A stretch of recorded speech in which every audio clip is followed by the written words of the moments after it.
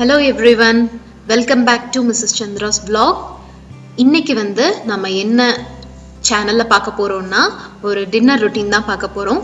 So இன்னைக்கு டின்னர்ல நான் என்ன பண்ண போறேன்னா என்ன ரெசிபி அப்படின்னு பார்த்தீங்கன்னா எல்லாருக்குமே ரொம்ப ரொம்ப பிடிச்ச ரொம்ப ஈஸியான தோசை ரெசிபி தான் பண்ண போறேன். ஸோ தோசையில் என்ன போய் நீங்கள் செஞ்சு காட்ட போறீங்க அப்படின்னு நீங்கள் கேட்டிங்கன்னா, ஸோ நான் இன்னைக்கு நார்மலாக தோசை சுட போகிறதில்ல, இன்னைக்கு கொஞ்சம் வெரைட்டியாக கார்லிக் தோசை செய்ய போகிறேன். ஸோ கார்லிக் தோசையும் அதுக்கு சைட் டிஷ்ஷாக ஒரு சாம்பாரும் பண்ண போகிறேன். அந்த சாம்பார் கடல தேங்காய் சாம்பார். இதுக்கு பருப்பு எதுவுமே நீங்கள் யூஸ் பண்ண வேண்டியது கிடையாது. வெறும் கல்லையும் தேங்காயும் வச்சு அரைச்சி செய்கிறது தான் கடல தேங்காய் சாம்பார். ஸோ இதை தான் நான் உங்களுக்கு செஞ்சு காட்ட போகிறேன். ஸோ ஃபர்ஸ்ட் நம்ம ரெசிபிக்கு தேவையான கார்லிக் தோசைக்கு தேவையான திங்ஸ் எல்லாம் அரைச்சி எடுத்துக்கலாம் ஃபர்ஸ்ட். ஸோ கார்லிக் தோசைக்கு என்ன வேணும்னா ஆப்வியஸ்லி தோசை மாவு வேணும். அதுக்கப்புறம் பூண்டு எடுத்துக்கோங்க, அப்புறம் சீரகம், அப்புறம் வரமிளகா, இவ்வளோதான் தேவைப்படுது. ஸோ இது எப்படி பண்றது பூண்டு தோசை அப்படின்னு சொல்லி நான் உங்களுக்கு காட்டுறேன். ஸோ ஃபர்ஸ்ட் ஒரு கடாயில லைட்டா ஆயில் ஊத்திட்டு அந்த எண்ணெய் சூடானதுக்கு அப்புறம் இதுல கொஞ்சம் சீரகமும் ஆட் பண்ணிக்கோங்க. நான் இங்க ஒரு ஸ்பூன் பக்கத்துல சீரகம் எடுத்திருக்கேன். உங்க மாவுக்கு தகுந்த அளவுக்கு நீங்க சீரகம் எடுத்துக்கோங்க. இது வெடிச்சதுக்கு அப்புறம் பூண்டு பாருங்க, பூண்டு போட்டுக்கிறேன் நானு.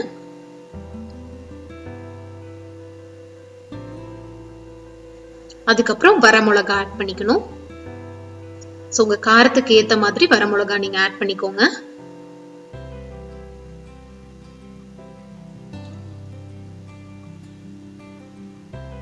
நான் இங்க ஒரு 3 வரமிளகா கிட்ட ஆட் பண்ணிக்கிறேன். ஸோ இது இந்த பூண்டு நல்லா ப்ரௌனா குக் ஆனதுக்கு அப்புறம் எடுத்து நம்ம மிக்சியில போட்டு அரைச்சிடணும். ஸோ அந்த பேஸ்ட்டை நம்ம மாவுல மிக்ஸ் பண்ணி தோசை சுட வேண்டியது அவ்வளவுதான். ரொம்ப ஈஸி.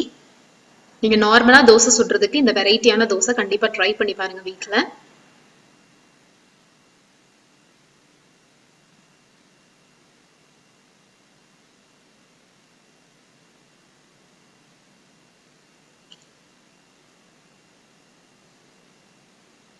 இந்த ஃப்ளேவர் இந்த பூண்டு சீரகத்தோட ஃப்ளேவர் தோசை மாவுல இருக்கும் போது தோசை அவ்வளோ டேஸ்டா இருக்கும். நார்மல் தோசை விடவே ரொம்ப நல்ல டேஸ்ட் கொடுக்கும். நார்மலா பூண்டு பிடிக்காதவங்க கூட இந்த சட்னி இந்த டைப்ல தோசை சுட்டு கொடுத்தா உங்களுக்கு தெரியவும் தெரியாது, பிளஸ் டேஸ்டியா இருக்குன்னு சொல்லி கேட்டு சாப்பிடுவாங்க.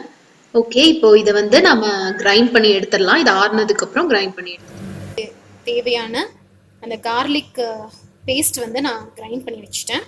ஸோ இப்போ இதை மாவு கூட போட்டு கலக்க போகிறோம். இதில் உப்பு நீங்கள் சேர்த்து தேவை கிடையாது, ஏன்னா ஆல்ரெடி மாவில் உப்பு இருக்கும். ஸோ அதனால நீங்கள் இதில் உப்பை ஆட் பண்ண வேணாம். பட் உங்களுக்கு உப்பு டேஸ்ட் கொஞ்சம் கம்மியாக இருந்துச்சுன்னா மேபி நீங்கள் சாப்பிட்டுட்டு பார்த்துட்டு அதுக்கப்புறம் சால்ட் ஆட் பண்ணிக்கோங்க. அதுக்கு முன்னாடி சால்ட் ஆட் பண்ணாதீங்க. ரொம்ப இப்போ பாருங்கள், நம்ம மாவில் கார்லிக் தோசைக்கு தேவையான அந்த கார்லிக் பேஸ்ட்டை நான் இதில் போட்டுட்டேன். இதை நல்லா மிக்ஸ் பண்ணிவிட்டு தோசை சுட வேண்டியது தான்.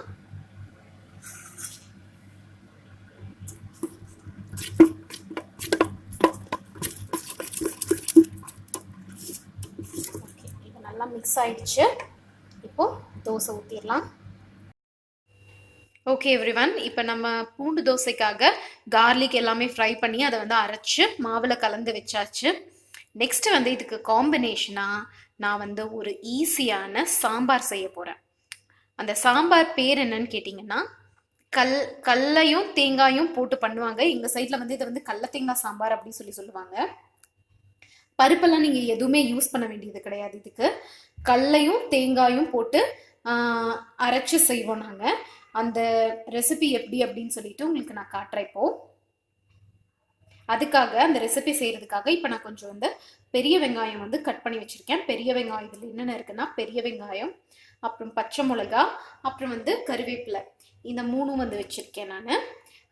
ஒரு பச்சை மிளகா போதும் உங்களுக்கு. ஒரு பச்சை மிளகா எடுத்துக்கோங்க. அதுக்கப்புறம் வரமிளகா ஒரு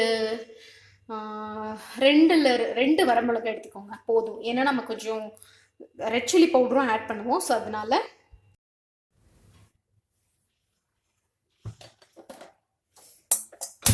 ஓகே. ஸோ இப்போ நம்ம கார்லிக் தோசைக்கு காம்பினேஷனாக சாம்பார் எப்படி பண்ணுறதுன்னு சொல்லி பார்க்கலாம். ஃபர்ஸ்ட் வந்து கடாயை வந்து ஹீட் பண்ணிட்டு அதில் வந்து ஆயில் விட்டுக்கோங்க. நான் வந்து பூண்டு ஃப்ரை பண்ண அதே கடாயை யூஸ் பண்ணிக்கிறேன். அதில் கொஞ்சம் ஆயில்,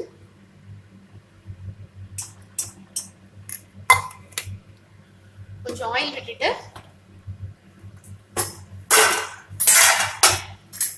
எண்ணெய் சூடானதுக்கு அப்புறம் கடுகு போட்டுக்கோங்க.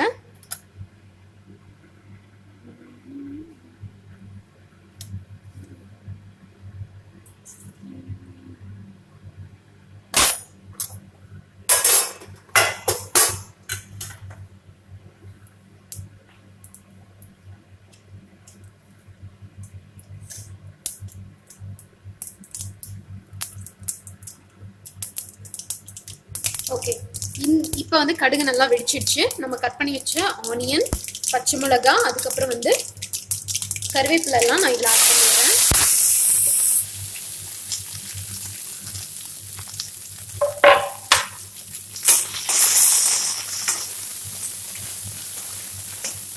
இது கூட 2 வரமிளகாயும் நான் இப்போ ஆட் பண்ண போறேன். காரத்துக்கு ஏற்ற அளவுக்கு வரமிளகா நீங்க ஆட் பண்ணிக்கோங்க. ஸோ நான் ஆல்ரெடி சொன்ன மாதிரி இந்த மிளகா வந்து காரமே கிடையாது, அதனால நான் ஒரு 2 வரமிளகா கிட்ட நான் ஆட் பண்றேன்.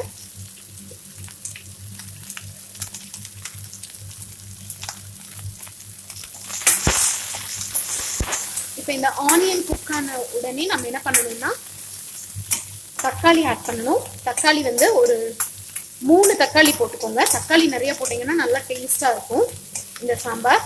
ஸோ நான் வந்து நாட்டு தக்காளி இருந்தால் இன்னும் ரொம்ப பெஸ்ட்டு. நாட்டு தக்காளி இருந்துச்சுன்னா ஒரு 3 நாட்டு தக்காளி போட்டுக்கோங்க.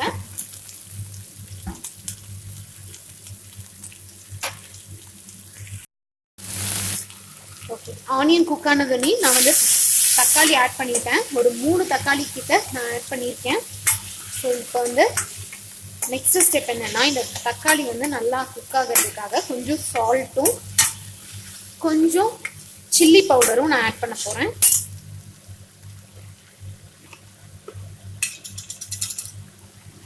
உங்க டேஸ்ட்டுக்கு ஏற்ற மாதிரி சால்ட் ஆட் பண்ணிக்கோங்க. அதுக்கப்புறம் கொஞ்சம் சில்லி பவுடர், அதுக்கப்புறம் மஞ்சத்தூள் கொஞ்சம்,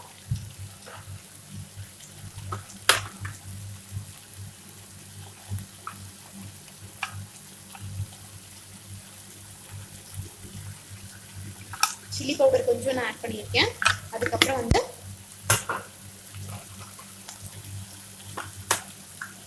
டர்மரிக் பவுடர் கொஞ்சம்,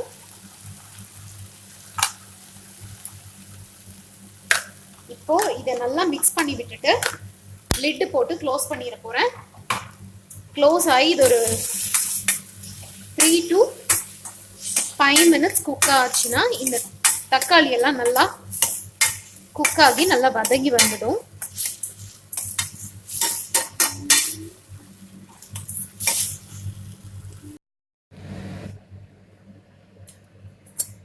சரி, இப்போ வந்து சாம்பாருக்கு தக்காளி வந்து குக் ஆயிட்டு இருக்கு. இதுக்கு நடுவில் சாம்பாருக்கு தேவையான தேங்காயும் கல்லையும் நம்ம அரைச்சிக்கலாம். ஸோ இதில் நான் என்ன எடுத்திருக்கேன்னா ஒரு 1/2 மூடி தேங்காய் எடுத்திருக்கேன். அப்புறம் கொஞ்சம் ஒரு 2 ஸ்பூன் அளவுக்கு கல் எடுத்திருக்கேன். அவ்வளோதான், கல்லை கம்மியாக போடுங்க. இதோ இந்த தான், இது வந்து உடைக்காத கல்லை. நீங்கள் உடைச்ச கல்லை எடுத்தாலும் ஓகே, என்கிட்ட இது இருக்கிறதுனால நான் இதை யூஸ் பண்ணுறேன். நீங்கள் உடைச்ச கடலை எடுத்துட்டாலும் பெட்டர். தென் இதுக்கப்புறம் இது கூட என்னென்ன ஆட் பண்ணணும்னா பட்டை ஆட் பண்ணணும். இங்கே பாருங்கள், ஓகே, இவ்வளோ பட்டை. இது கூட வந்து இங்கே பாருங்க, பட்டை ஒரு சின்ன பீஸ் பட்டை, ஒரே ஒரு கிராம்பு, அதுக்கப்புறம் கொஞ்சம்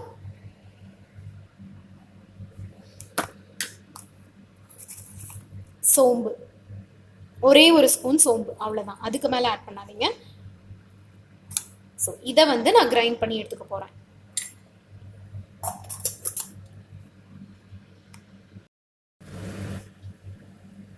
இப்போ நம்ம சாம்பாருக்கு தேவையான கடலை, தேங்காய், பட்டை, கிராம்பு, சோம்பு இது எல்லாத்தையும் அரைச்சி எடுத்தாச்சு. ஸோ இப்போ வந்து நம்ம தக்காளி குக்கானதுனையும் அது கூட நம்ம அரைச்சி வச்சிருக்கிற பேஸ்ட்டை வந்து ஆட் பண்ண போகிறோம். இந்த தேங்காவை வந்து ஆட் பண்ண போகிறோம். அவ்வளோதான் சாம்பார் வந்து. அதுக்கப்புறம் ஒரு 2 கொதி வந்தால் போதும், சாம்பார் ரெடி. இது நல்லா கம கமன்னு நல்லா மணமாக இருக்கும் இந்த சாம்பார். நீங்கள் கண்டிப்பாக வீட்டில் ட்ரை பண்ணி பாருங்கள். நான் அந்த தேங்காவையும் கல்லையும் ஆட் பண்ணியாச்சு. சும்மா ஒரு 2 வதக்கு இப்படி ஃபுல்லும் மிக்ஸ் பண்ணிக்கோங்க. மிக்ஸ் பண்ணி விட்டுட்டு இதில் வந்து வாட்டர் ஆட் பண்ணிக்கணும். இப்போ நீங்கள் இந்த மிக்ஸியை வாஷ் பண்ணி அந்த வாட்டரை வந்து நான் போடுறேன். அதுலேயும் நிறைய தேங்காய் இருக்கும். ஸோ அந்த வாட்டர் ஆட் பண்ணிக்கிறேன்.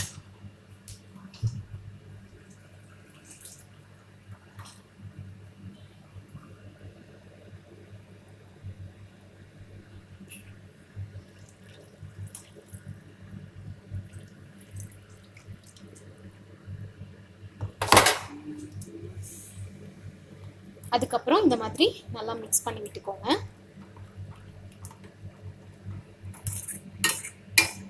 இதில் நம்ம பட்டை கிராம்பு அதெல்லாம் நம்ம ஆட் பண்ணியிருக்கிறதுனால இதோட ஃப்ளேவர் வந்து அவ்வளோ நல்லா இருக்கும், நல்ல மணமாக இருக்கும் இந்த சாம்பார்.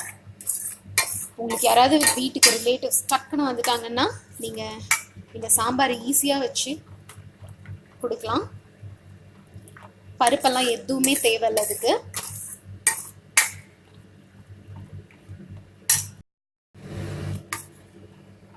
கொஞ்சம் இந்த சாம்பாரில் வந்து தண்ணி கொஞ்சம் எப்போ நார்மலாக ஊற்றுறத கொஞ்சம் ஒரு 1/2 டம்ளர் அப்படி ஜாஸ்தி ஊற்றிக்கோங்க. ஏன்னா நம்ம தேங்காய் கல்லெல்லாம் ஆட் பண்ணியிருக்கோம். அதனால வந்து இது கொதிக்கும் போது நல்லா கெட்டியாகும். ஸோ கொஞ்சம் ஜாஸ்தியாக தண்ணி ஆட் பண்ணிக்கோங்க. இப்போ இது வந்து நல்லா கொதிச்சு வந்ததுக்கப்புறம் நான் உங்களுக்கு காட்டுறேன்.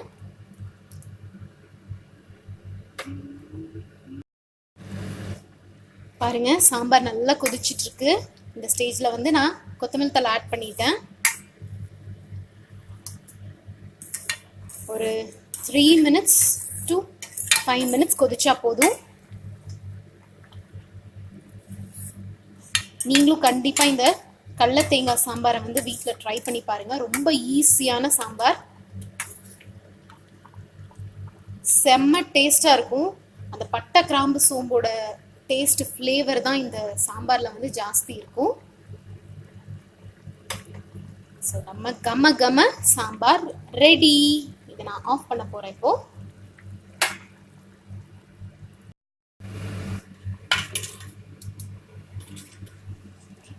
வந்து நம்ம தோசை ஊற்றிடலாம்.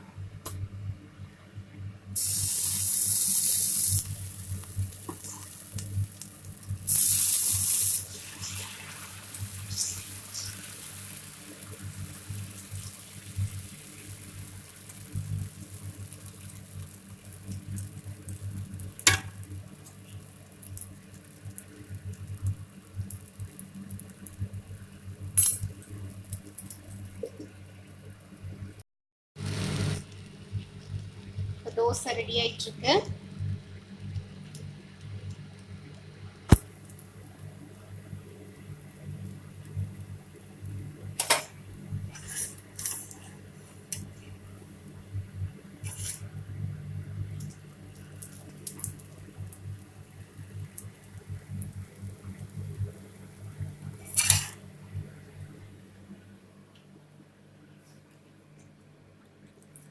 எப்படி இருக்கு தோசை? தோசை எப்படி இருக்கு?